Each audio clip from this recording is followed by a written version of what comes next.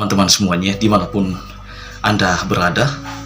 Jadi video kali ini saya ingin menjawab salah satu pertanyaan dari teman saya yang menyangkut iman personal, yang mana dia mengatakan bahwa di manakah Tuhan itu, di manakah surga itu, dan di manakah neraka itu.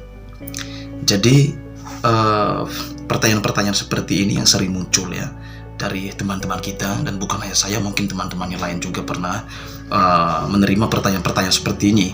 Dan tentunya secara pribadi ya kita bingung ya, karena kita tidak atau belum memiliki fakta empiris yang menyangkut ketiga pertanyaan itu atau pertanyaan-pertanyaan seperti ini. Nah, kalau menurut saya begini, pertanyaan-pertanyaan seperti ini memang tidak bisa dijawab karena hanya bisa melakukan pendekatan secara iman, bukan secara logika, begitu.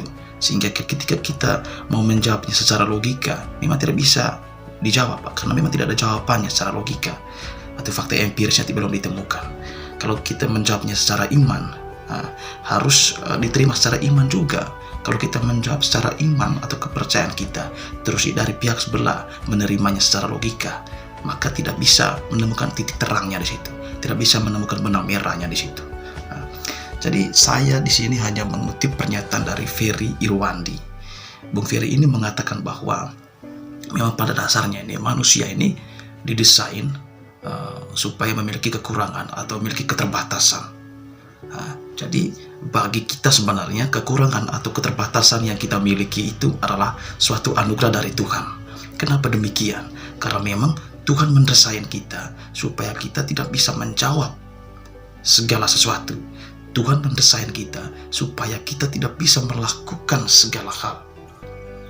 Yang mana Tuhan mendesain kita dengan memiliki keterbatasan atau kekurangan yang masing-masing. Jadi salah satu keterbatasan yang kita miliki itu adalah kita tidak bisa menjawab pertanyaan-pertanyaan tadi.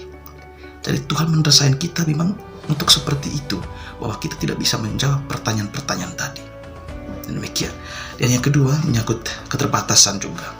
Nah, kenapa saya katakan bahwa keterbatasan itu adalah anugerah dari Tuhan?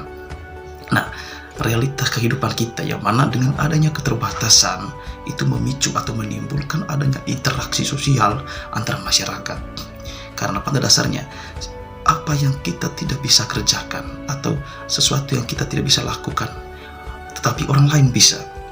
Nah, sehingga dengan adanya kekurangan atau keterbatasan itu, tentu kita membutuhkan orang lain untuk melakukan hal ini.